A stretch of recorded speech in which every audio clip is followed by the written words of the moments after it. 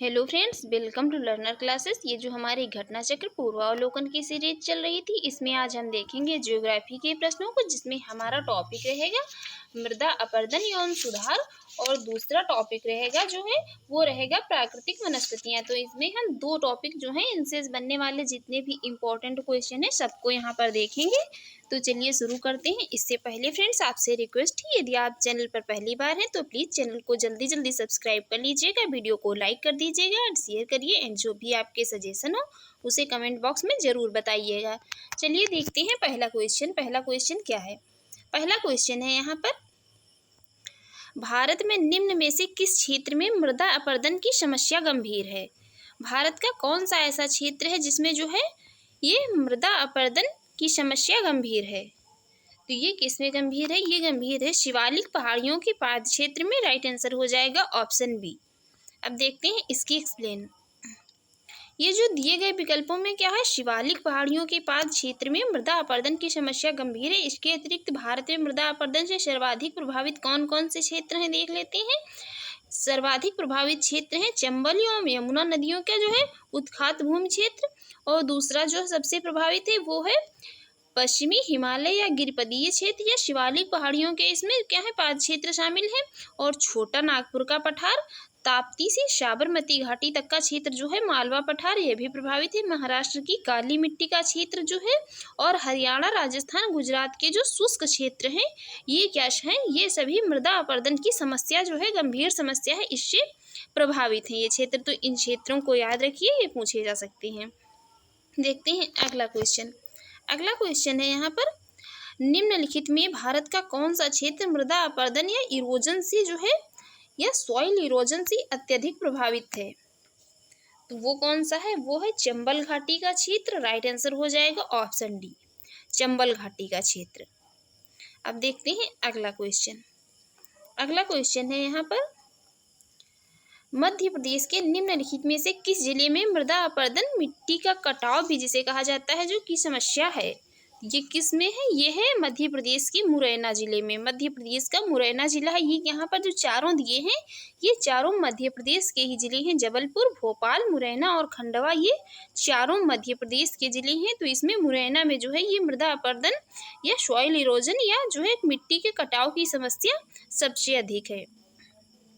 मध्य प्रदेश में चंबल और अन्य नदियों द्वारा अवनालिका अपरदन के कारण क्या है, मुरैना, भिंड एवं ग्वालियर जिलों की अधिकांश भूमि बीहड़ एवं बंजर हो गई है। ये जो है ये कटाव के कारण ही क्या है, इसकी अधिकांश भूमि जो है ये बीहड़ और बंजर हो गई है। अगला क्वेश्चन है यहाँ पर, चंबल घाटी के खोह गड्ढों के निर्माण का कारण निम्नलिखित में से किस प्रारूप का अपरदन है। ये जो चंबल घाटी है इसमें खोह और गड्ढे हो गए हैं, काफ़ी बड़े बड़े गड्ढे इसमें पाए जाते हैं। तो ये जो है ये किस प्रारूप का इसमें अपरदन है, तो ये है अवनालिका प्रारूप का अपरदन। राइट आंसर हो जाएगा ऑप्शन डी। भारत के जो मृदा अपरदन मानचित्र को देखने से क्या स्पष्ट होता है कि जो चंबल घाटी क्षेत्र में खोह गड्ढों का निर्माण है ये अवनालिका अपरदन के कारण से जो है हुआ है। अगला क्वेश्चन है यहाँ पर, मृदा अपरदन प्रक्रियाएं जो हैं ये प्रोसेस ऑफ सॉइल इरोजन का जो है सही क्रम इसमें बताना है। प्रोसेस ऑफ सॉइल इरोजन का इसमें सही अरेंजमेंट, इसका सही क्रम बताना है। इनका सही क्रम क्या होगा यहाँ पर, तो इसका यहाँ पर सही क्रम होगा आश्फाल अपरदन, आश्फाल अपरदन, परत अपरदन, रिल अपरदन और अवनालिका अपरदन। तो इस प्रकार यहाँ पर इसका राइट आंसर हो जाएगा ऑप्शन ए। देखते हैं इसकी एक्सप्लेन। आश्फाल अपरदन क्या है, इसमें क्या होता है, ये वर्षा की बूंदों के मिट्टी पर जो आघात से मृदा कणों के पृथक्करण को आश्फाल या बौछार या बूंदाघात अपरदन के नाम से जाना जाता है। दूसरा परत अपरदन किसे कहते हैं, जब मिट्टी जल के साथ बहने लग जाती है तो इसे कहा जाता है परत अपरदन। और रिल इरोजन क्या है, तो रिल इरोजन है ये जब मिट्टी में छोटी एवं कम गहरी नालियां बन जाती हैं तो इसे कहा जाता है रिल इरोजन। और ये अवनलिका इरोजन क्या है, ये अवनलिका अपरदन है जब रिल अपरदन की नालियां जो हैं ये बड़ी और विस्तृत हो जाती हैं, मतलब कि चौड़ी हो जाती हैं और बड़ी हो जाती हैं। तो ज़्यादा मिट्टी जब कट जाने लगती है, ज़्यादा मिट्टी का रिसाव होने लगता है तो उसे कहा जाता है अवनालिका अपरदन। अगला है ये जो धारा चैनल अपर्दन। तो जब क्या होता है, जल एक मोटी धारा के रूप में प्रवाहित होने लगता है और चैनल को तब तक अपर्दित करता है जब तक कि वह स्थिर ढाल नहीं प्राप्त कर लेता है, तो इसे कहा जाता है क्या, धारा चैनल अपर्दन। देखते हैं अब अगला क्वेश्चन। अगला क्वेश्चन है यहाँ पर कृषि भूमि में किसके पौधे उगाने से भूमि का अपर्दन अधिकतम तीव्रता से होता है। ये होता है किसके, शोरगम के। राइट आंसर हो जाएगा ऑप्शन ए। विश्व वन्यजीव कोष के एक विश्लेषण के अनुसार शोरगम या ज्वार किसी अन्य फसल की तुलना में भूमि अपर्दन के लिए जो है अधिक उत्तरदायी है। इसमें जो ये प्रश्नगत फसलों में क्या है, क्लोर में भी सबसे कम, ये जो क्लोर दिया है इसमें क्लोर में क्या है, क्लोर में सबसे कम भूमि अपर्दन पाया जाता है। यदि सबसे कम भूमि अपर्दन की बात हो तो ये क्लोर में, और जो है अन्य फसलों की तुलना में भूमि अपर्दन अधिक उत्तरदायी किसमें है, ये शोरगम या ज्वार जिसे कहा जाता है। अगला क्वेश्चन है यहाँ पर, कौन सा तरीका मिट्टी की उर्वरता प्राप्त करने का नहीं है। कौन सा तरीका जो है यहाँ पर, तो ये मिट्टी की उर्वरता प्राप्त करने का नहीं है, तो वो नहीं है बीज संशोधन। राइट आंसर हो जाएगा ऑप्शन सी। जो है बीज संशोधन की विधि से उपज पर तो प्रभाव पड़ेगा, किंतु मृदा की उर्वरता पर कोई प्रभाव नहीं पड़ेगा, जबकि ये फसल चक्र, मिश्रित खेती और बहुफसली खेती के द्वारा जो है मृदा की उर्वरता को पोषित किया जा सकता है। अगला क्वेश्चन है यहाँ पर, फसल चक्र आवश्यक है। फसल चक्र किसके लिए आवश्यक है। फसल चक्र आवश्यक है मृदा की उर्वरता शक्ति में वृद्धि है, तो राइट आंसर हो जाएगा ऑप्शन सी।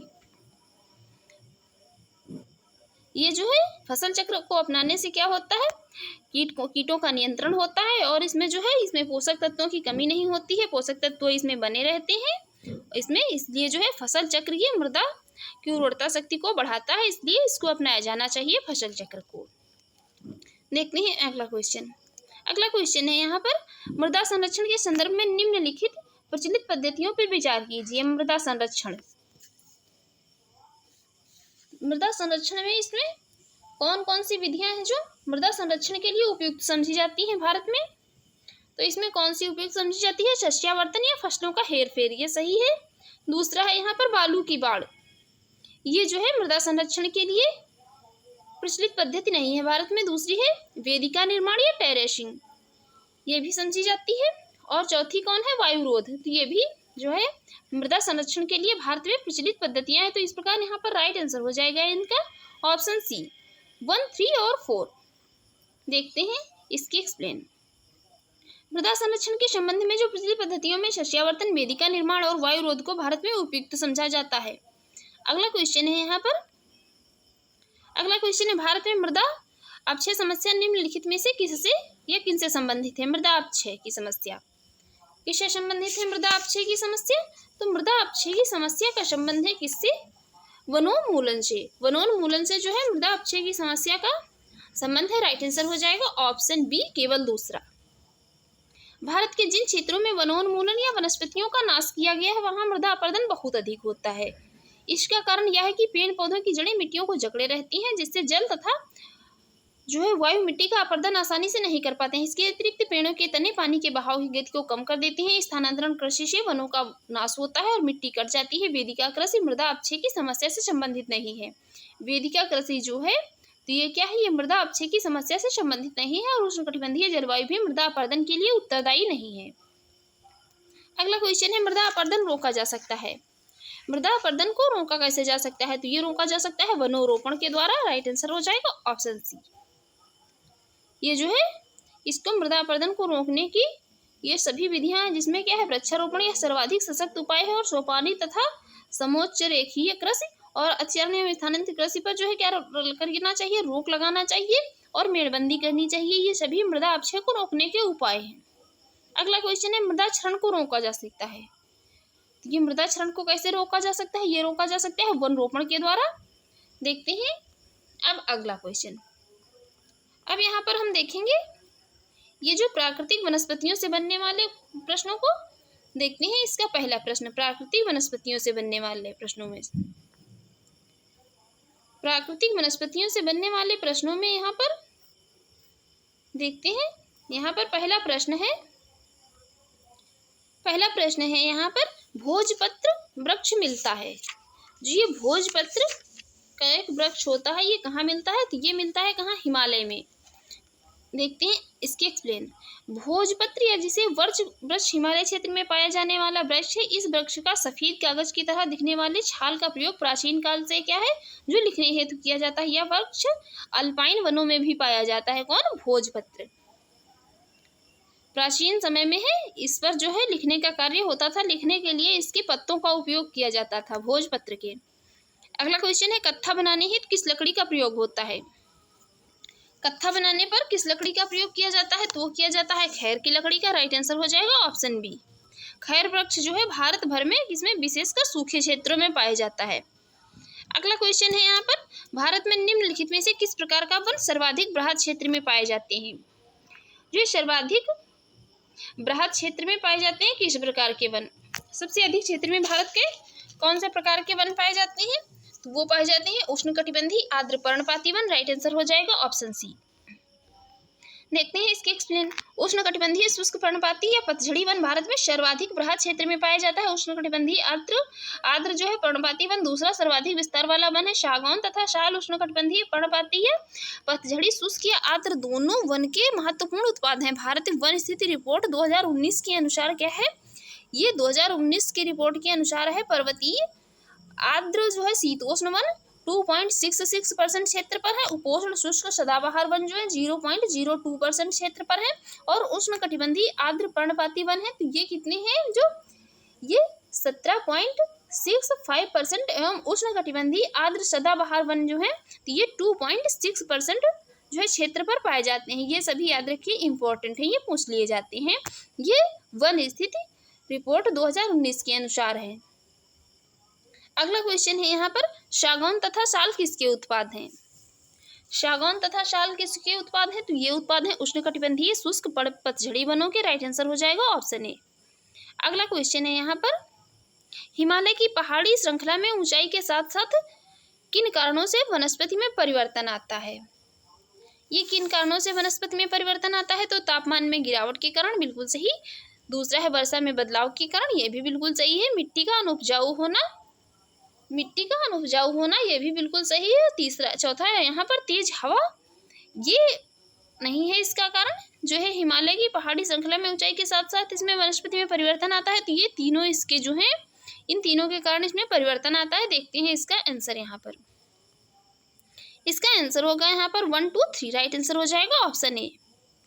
देखते हैं इसके एक्सप्लेन। हिमालय की पहाड़ी श्रृंखला में ऊंचाई के साथ साथ वनस्पति में परिवर्तन आ जाता है, साथ ही जैव विविधता में कमी देखने को मिलती है।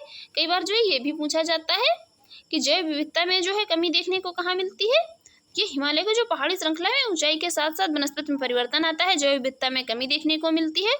और क्या होता है? ऊंचाई, तापमान में गिरावट, ऊंचाई के साथ साथ क्या है? तापमान में गिरावट, वर्षा में परिवर्तन, मिट्टी का अनुपजाऊ होना, वायुमंडलीय दाब कम होना तथा हवा का हल्का होना। हवा वहाँ पर क्या है? हल्की होती है।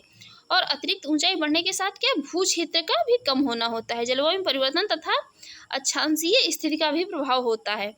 इसमें जो जलवायु परिवर्तन में यहाँ पर क्या है? अक्षांशीय स्थिति का भी यहाँ पर जो है प्रभाव पड़ता है। देखते हैं अगला क्वेश्चन। अगला क्वेश्चन है यहाँ पर पूर्वी हिमालय की तुलना में ट्री लाइन का ऊंचाई मान पश्चिमी हिमालय में होता है। पूर्वी लाइन की जो है हिमालय की तुलना में ट्री लाइन का जो है ऊंचाई मान कितना पश्चिमी हिमालय में होता है। तो ये कितना होता है? ये होता है यहाँ पर कम। पूर्वी हिमालय की तुलना में ट्री लाइन का ऊंचाई मान पश्चिमी हिमालय में होता है कम। राइट आंसर हो जाएगा ऑप्शन बी।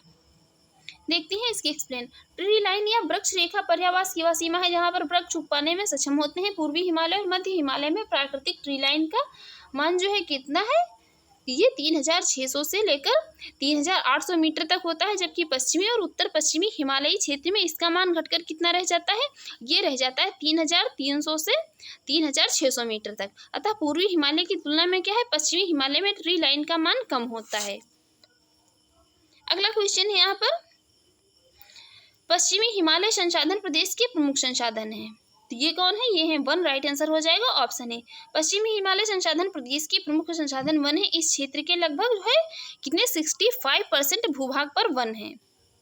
अगला क्वेश्चन है यहाँ पर पश्चिमी हिमालय की शीतोष्ण पेटी में क्या है? निम्नलिखित में से किस एक वृक्ष का बाहुल्यता है।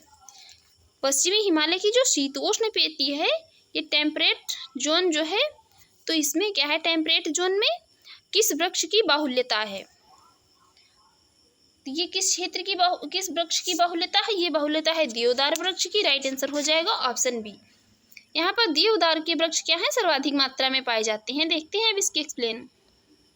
पश्चिमी हिमालय की शीतोष्ण कटिबंधीय वन पेटी में देवदार वृक्षों का बाहुल्य। इस पेटी में शीतोष्ण कटिबंधीय वनों का विस्तार मिलता है, जिनमें प्रमुख वृक्ष हैं, जिनमें प्रमुख वृक्ष कौन कौन से हैं, प्रमुख वृक्ष हैं ओक, फर, देवदार, स्प्रूस, चेस्टनट, सीडार और चीड़। ये देवदार के वृक्ष अन्य की अपेक्षा जो है यहाँ पर क्या है, अधिक मात्रा में मिलते हैं। कहाँ पर, शीतोष्ण कटिबंधीय वन में। ये हिमालय की जो शीतोष्ण पेटी है इसमें। देखते हैं अब अगला क्वेश्चन। अगला क्वेश्चन है, निम्नलिखित राज्यों में से किस राज्य में सिनकोना वृक्ष नहीं उगता है। सिनकोना वृक्ष कहाँ पर नहीं उगता है, तो सिनकोना वृक्ष नहीं उगता है कहाँ पर, छत्तीसगढ़ में। राइट आंसर हो जाएगा ऑप्शन सी। सिनकोना उष्णकटिबंधीय सदाबहार पौधा है। भारत में उष्णकटिबंधीय सदाबहार वन का क्षेत्र कौन कौन सा है, तो भारत में जो ये उष्णकटिबंधीय सदाबहार वन का क्षेत्र है असम, केरल, पश्चिम बंगाल, अंडमान एवं निकोबार द्वीप समूह, मेघालय, मणिपुर, त्रिपुरा, मिजोरम और पश्चिमी तटीय मैदान है। और छत्तीसगढ़ जो राज्य है तो ये उष्णकटिबंधीय शुष्क मानसूनी वनों के लिए उपयुक्त है, न कि उष्णकटिबंधीय सदाबहार वनों के लिए। यहाँ की जलवायु, यहाँ पर कैसे वृक्ष पाए जाते हैं छत्तीसगढ़ में, तो ये पाए जाते हैं उष्णकटिबंधीय शुष्क मानसूनी वनों के लिए। इस यही कारण है कि ये जो है छत्तीसगढ़ में सिनकोना वृक्ष नहीं उगता है। देखते हैं अगला क्वेश्चन। अगला क्वेश्चन मोस्ट इम्पॉर्टेंट क्वेश्चन है, ये कई बार पूछा हुआ क्वेश्चन है। फ्रेंड्स जो है, यदि आपको हमारी वीडियो अच्छी लग रही हो तो प्लीज़ चैनल को सब्सक्राइब कर लें, वीडियो को लाइक कर दें एंड ज़्यादा से ज़्यादा जो है शेयर करें। निम्न में से किसे जंगल की आग कहा जाता है। जंगल की आग यहाँ पर किसे कहा जाता है, तो जंगल की आग यहाँ पर किसे कहा गया है, ब्यूटिया मोनोस्पर्मा को। राइट आंसर हो जाएगा ऑप्शन सी। ब्यूटिया मोनोस्पर्मा को जंगल की आग कहा जाता है। इस ढाक अथवा पलाश के नाम से भी जाना जाता है। पलाश के फूल को उत्तर प्रदेश का राजकीय पुष्प घोषित किया गया है। उत्तर प्रदेश का राजकीय पुष्प है पलाश का फूल। देखते हैं अगला क्वेश्चन। अगला है, भारत के निम्न राज्यों में से जो है किसमें सागौन वन पाए जाते हैं। तो सागौन वन यहाँ पर किन में पाए जाते हैं, देखते हैं। ये जो 2019 की जो है इंडियन फॉरेस्ट रिपोर्ट थी, तो इसमें झारखंड को छोड़ के यहाँ मध्य प्रदेश, कर्नाटक एवं उत्तर प्रदेश, ये जो तीनों राज्यों में सागौन वन पाए जाते हैं। मध्य प्रदेश में सर्वाधिक सागौन वन पाए जाते हैं, मध्य प्रदेश में ये सर्वाधिक पाए जाते हैं। अगला क्वेश्चन है, निम्न में से किस पौधे में फूल नहीं होते हैं। किस पौधे में यहाँ पर फूल नहीं होते हैं, तो यहाँ पर कोई बच्चे जो है जल्दबाजी में यहाँ पर राइट आंसर ऑप्शन बी को लगा देंगे गूलर में, लेकिन जो है ये गूलर में पाए जाते हैं। निम्न में से जो है फूल नहीं पाए जाते हैं, तो वो नहीं पाए जाते हैं किसमें, फर्न में। राइट आंसर हो जाएगा ऑप्शन डी, फर्न में जो है फूल नहीं पाए जाते हैं। देखते हैं इसकी एक्सप्लेन। फर्न क्या है, फर्न एक संवहनीय पौधा है, ये बीज रहित होते हैं, इन पौधों में फूल नहीं लगते हैं। अगला क्वेश्चन है यहाँ पर, पश्चिमी हिमालय में उच्च पर्वतीय वनस्पति 3000 मीटर की ऊंचाई तक ही उपलब्ध होती है, जबकि क्या है पूर्वी हिमालय में वह 4000 मीटर तक की ऊंचाई तक उपलब्ध होती है। एक ही पर्वत श्रृंखला में इस विविधता का कारण क्या है। एक ही पर्वत श्रृंखला में इस विविधता का जो है कारण यहाँ पर क्या है, तो इसका कारण है यहाँ पर पूर्वी हिमालय का भूमध्य रेखा और समुद्र तट से पश्चिमी हिमालय की अपेक्षा अधिक निकट होना। इसका यही कारण है कि पूर्वी हिमालय का जो है भूमध्य रेखा और समुद्र तट से पश्चिमी हिमालय की अपेक्षा क्या है, अधिक निकट होना। राइट आंसर हो जाएगा ऑप्शन बी। देखते हैं इसके एक्सप्लेन। पूर्वी हिमालय पश्चिमी हिमालय की अपेक्षा समुद्र एवं भूमध्य रेखा से अधिक निकट स्थित है। अक्षांशीय स्थिति के कारण क्या है, पूर्वी हिमालय और पश्चिमी हिमालय की जलवायु में अंतर पाया जाता था। पूर्वी हिमालय में वनस्पतियों की ऊंचाई भी पश्चिमी हिमालय की अपेक्षा अधिक मिलती है यहाँ पर। अगला क्वेश्चन है यहाँ पर, एंटीलोपो और ऑरिक्स और जो है ये चीरू के बीच में क्या अंतर है। इसके बीच में क्या अंतर है यहाँ पर, एंटीलोपो, ऑरिक्स और चीरू के बीच में। इसके बीच में यहाँ पर अंतर है, देखते हैं। पहला है, ऑरिक्स गर्म और शुष्क क्षेत्रों में रहने के लिए अनुकूलित है। ये बात तो एकदम सही लग रही है कि ऑरिक्स जो है तो ये गर्म और शुष्क क्षेत्रों में रहने के लिए अनुकूलित है, जबकि चीरू क्या है, ये चीरू ठंडे उच्च पर्वतीय घास के मैदान और अर्ध मरुस्थलीय क्षेत्रों में रहने के लिए जो है क्या है, मरुस्थलीय क्षेत्रों में रहने के लिए है। ये स्टेटमेंट एकदम करेक्ट है, इनके बीच में जो है यही अंतर है, तो इसलिए राइट आंसर हो जाएगा यहाँ पर ऑप्शन ए। राइट आंसर हो जाएगा ऑप्शन ए। देखते हैं इसकी एक्सप्लेन। ऑरिक्स गर्म और शुष्क क्षेत्रों जैसे अरब आदि क्षेत्रों में रहने के लिए जो अनुकूलित है, जबकि चीरू क्या है, ठंडे उच्च पर्वतीय घास के मैदानों और अर्ध मरुस्थलीय क्षेत्रों में रहने के लिए अनुकूलित है। देखते हैं अगला क्वेश्चन। अगला क्वेश्चन यहाँ पर एक तरफ वृक्ष दिए हुए हैं और एक तरफ जो है उसका क्षेत्र दिया हुआ है, कौन से वृक्ष जो है किस क्षेत्र में पाए जाते हैं। तो यहाँ पर जो ये सागौन दिया है, ये सागौन कहाँ पाया जाता है, सागौन पाया जाता है मध्य भारत में। और देवदार कहाँ पाया जाता है, तो ये देवदार का वृक्ष पाया जाता है पश्चिमी हिमालय में, जो कि यहाँ पर आगे दिया होगा। ये पाया जाता है कहाँ पर, ये पाया जाएगा यहाँ पर इसमें हिमालय के उच्च क्षेत्र में, पश्चिमी हिमालय में पाया जाता है। लेकिन यहाँ पर जो है पश्चिमी हिमालय नहीं दिया है, इसलिए हिमालय के उच्च क्षेत्र में पाया जाएगा। और यहाँ पर ये सुंदरी कहाँ पाया जाता है, सुंदरी पाया जाता है सुंदरबन के डेल्टा में। और सिनकोना पाया जाता है कहाँ, ये हिमालय के तराई क्षेत्र में पाया जाता है। तो इस प्रकार जो है इसका यहाँ पर आंसर हो जाएगा ऑप्शन ए। देखते हैं इसकी एक्सप्लेन। सागौन के वृक्षों का अधिकांश विस्तार कहाँ है, मध्य प्रदेश, छत्तीसगढ़ एवं उड़ीसा अर्थात मध्य भारत में। भारत में सागौन के वन मध्य प्रदेश में सर्वाधिक पाए जाते हैं। देवदार पाया जाता है पश्चिमी हिमालय, हिमालय के उच्च क्षेत्र में। ये कितने 1500 मीटर से अधिक ऊंचाई पर उगता है, कौन, देवदार। सुंदरी पाया जाता है सुंदरबन के डेल्टा में, पश्चिम बंगाल एवं बांग्लादेश में फैले हैं। डेल्टा क्षेत्र के जो है ज्वारीय वृक्ष हैं, कौन, सुंदरी। सिनकोना हिमालय के तराई क्षेत्र में पाया जाता है। अगला है यहाँ पर एक तरफ वृक्ष दिए हुए हैं, एक तरफ जो है उनसे संबंधित राज्य दिए हुए हैं। कौन सा एक सही सुमेलित है, कौन सा एक सही सुमेलित है। तो ये सुंदरी वृक्ष जो है ये कहाँ पाया जाता है, पश्चिम बंगाल और कोलकाता में। तो इसलिए यहाँ पर जो है यही सही सुमेलित है, सुंदरी वृक्ष पाया जाता है सुंदरबन के डेल्टा में। और सुंदरबन का डेल्टा कहाँ है, ये है पश्चिम बंगाल में। अगला क्वेश्चन है यहाँ पर एक तरफ वन दिए हुए, एक तरफ उनके प्रदेश दिए हैं, बताना है कौन सा जो है यहाँ पर इसका राइट आंसर होगा। यहाँ पर ये जो है उष्णकटिबंधीय आर्द्र पर्णपाती वन है, ये कहाँ पाए जाते हैं, ये पाए जाते हैं यहाँ पर कहाँ, ये पाए जाते हैं तराई क्षेत्र में। उष्णकटिबंधीय आर्द्र पर्णपाती वन पाए जाते हैं तराई क्षेत्र में। और उष्णकटिबंधीय शुष्क पर्णपाती वन कहाँ पाए जाते हैं, ये पाए जाते हैं मध्य गंगा के क्षेत्र में। और अल्पाइन जो है पाए जाते हैं कहाँ, अरुणाचल प्रदेश में। उष्णकटिबंधीय सदाबहार वन कहाँ पाए जाते हैं, तो ये पाए जाते हैं सह्याद्री में। तो इस प्रकार यहाँ पर जो है इसका राइट आंसर हो जाएगा ऑप्शन ए। देखते हैं अब इसकी एक्सप्लेन। उष्णकटिबंधीय आर्द्र पर्णपाती वन, इन्हें मानसूनी वन भी कहा जाता है, जो क्या 100 से 200 सेंटीमीटर वर्षा वाले क्षेत्रों में पाए जाते हैं। ये उष्णकटिबंधीय आर्द्र पर्णपाती जो वन है, ये जहाँ से 100 से 200 सेंटीमीटर वर्षा होती है वहाँ पाए जाते हैं। इनके पाए जाने के मुख्य क्षेत्र हैं पश्चिमी घाट के पूर्वी ढाल, प्रायद्वीपीय भारत का उत्तर पूर्वी भाग तथा भाबर एवं तराई क्षेत्र। अगला है उष्णकटिबंधीय शुष्क पर्णपाती वन, तो ये 70 से 100 सेंटीमीटर वर्षा वाले वन है और ये मुख्यतः गंगा मैदान से लेकर दक्षिण भारत तक में विस्तृत रहते हैं।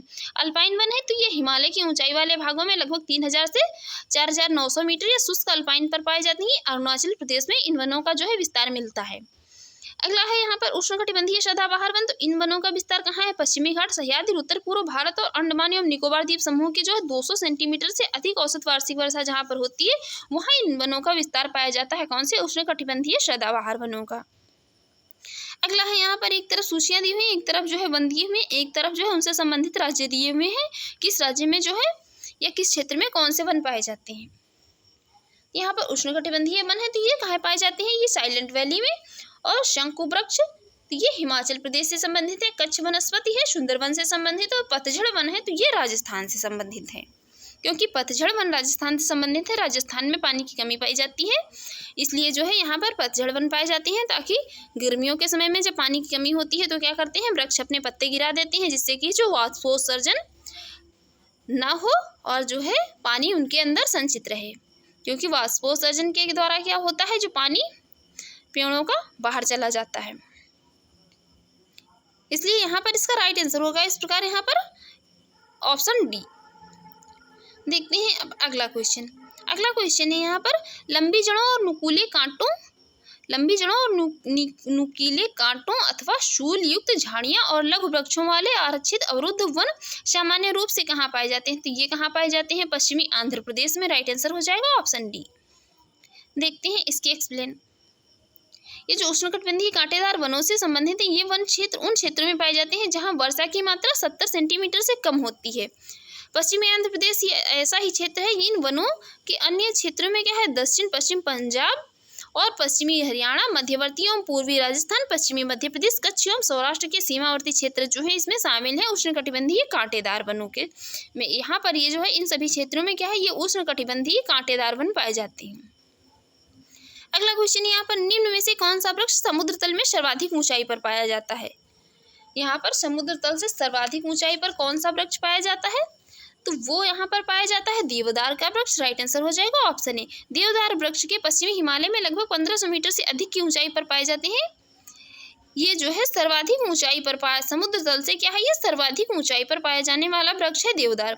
और चीड़ यह हिमालय क्षेत्र में 900 से 1000 मीटर की ऊंचाई पर मध्य पाया जाता है। शाल है यह मुख्यतः उप हिमालय क्षेत्र या मध्य भारत की पूर्वी भाग तथा तमिलनाडु में पाया जाता है। और सागौन जो है ये पाया जाता है मध्य प्रदेश, छत्तीसगढ़, उड़ीसा, कर्नाटक, तमिलनाडु और गुजरात, महाराष्ट्र के जो है क्षेत्रों में पाया जाता है सागौन। अगला क्वेश्चन है, यहाँ पर एक मानचित्र दिया हुआ है, इसमें 1, 2, 3 और 4 के रूप में अंकित किया गया है इसमें, जिसमें क्या है 1997 में गंभीर महामारी का प्रकोप हुआ था। तो वे क्षेत्र हैं, वे क्षेत्र यहाँ पर किन वनों के हैं जहाँ जिनमें 1997 में गंभीर बीमारी का प्रकोप हुआ था? तो वो है यहाँ पर शाखू वन। ये जो है यहाँ पर ये है शाखू वन। राइट आंसर हो जाएगा ऑप्शन सी। देखते हैं इसकी एक्सप्लेन। वर्ष 1997 में मध्य प्रदेश के शाखू के वन कीड़ों के लग जाने से जो है संक्रमित हो गए थे। पेड़ों में लगने वाले ये कीड़े वृक्षों को धीरे धीरे कुतरने लगे थे। परिणाम स्वरूप क्या हुआ था? तो जंगलों में धराशायी हो गए थे। कई पेड़ जो है जंगलों में धराशायी हो गए थे ये शाखू के, और ये कहाँ पाए गए थे? मध्य प्रदेश में। अगला क्वेश्चन है यहाँ पर, निम्नलिखित में से किस राज्य की वनों का वर्गीकरण अर्ध उष्णकटिबंधीय के रूप में किया जाता है? इस राज्य के वन जो है इनका वर्गीकरण अर्ध उष्णकटिबंधीय के रूप में किया गया है। तो ये किसका किया गया है? ये किया गया है यहाँ पर मध्य प्रदेश के वनों का। राइट आंसर हो जाएगा ऑप्शन बी। उष्णकटिबंधीय शुष्क पर्णपाती वन या अर्ध उष्णकटिबंधीय वनों का विस्तार मध्य प्रदेश के अधिकांश भागों में पाया जाता है। अगला क्वेश्चन यहाँ पर, निम्नलिखित में से तत्वतः कौन सी एक हिमालयी वनस्पति की जाति नहीं है? तो वो है mahogany. Right answer option B. Mahogany मूलतः उत्तरी एवं दक्षिणी अमेरिका के उष्णकटिबंधीय क्षेत्र के वृक्ष हैं। यह वृक्ष मुख्य रूप से और कहाँ पाए जाते हैं? मुख्य रूप से पाए जाते हैं ये वेस्ट इंडीज, मध्य अमेरिका एवं दक्षिणी अमेरिका में। ये जो उष्णकटिबंधीय क्षेत्र हैं ये महोगनी का वृक्ष पाया जाता है। ये दक्षिणी अमेरिका के उष्णकटिबंधीय क्षेत्र के वृक्ष हैं और इसमें वेस्ट इंडीज इसे पाया जाता है। वेस्ट इंडीज में महोगनी, मध्य अमेरिका एवं दक्षिणी अमेरिका में पाया जाता है। शेष हिमालयी क्षेत्र में पाए जाने वाले वृक्ष। भारत में महोगनी वृक्ष मुख्यतः उष्णकटिबंधीय सदाबहार वन क्षेत्रों में पाया जाता है। भारत में महोगनी का वृक्ष कहाँ पाया जाता है? तो ये उष्णकटिबंधीय सदाबहार वन के जो क्षेत्र हैं उनमें पाया जाता है। अगला यहाँ पर, सामाजिक वानिकी में प्रयुक्त बहुउद्देशीय वृक्ष का एक उदाहरण है। सामाजिक वानिकी मोस्ट इम्पॉर्टेंट है, जो है यहाँ से छोटे से लेकर बड़े एग्जाम में, हर एग्जाम में यहाँ से सामाजिक वानिकी से क्वेश्चन बनता है। यहाँ पर इसका राइट आंसर होगा ऑप्शन डी, खेजड़ी या खेजड़ी।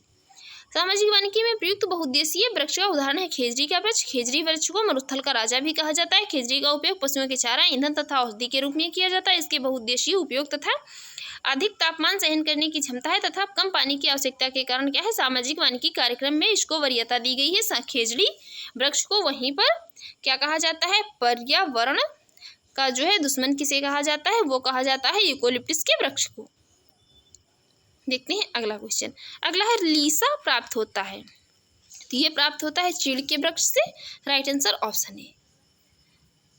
देखते हैं इसकी एक्सप्लेन। उत्तराखंड के चीड़ वनों से प्राप्त होने वाला लीसा एक महत्वपूर्ण गैर प्रकाष्ठ वन उपज है। लीसा से बिरोजा तथा तारपीन का तेल बनाया जाता है। इसका उपयोग कागज उद्योग, साबुन तथा पेंट बनाने में होता है। उत्तराखंड में लीसा स्वरोजगार एवं ग्रामीण अर्थव्यवस्था का प्रमुख साधन है। कौन? लीसा उत्तराखंड में स्वरोजगार एवं जो है ग्रामीण अर्थव्यवस्था इसका एक प्रमुख साधन है। अगला क्वेश्चन है यहाँ पर, एक तरफ कच्छ वनस्पतियां दी हुई, एक तरफ उनसे संबंधित राज्य दिए हुए हैं।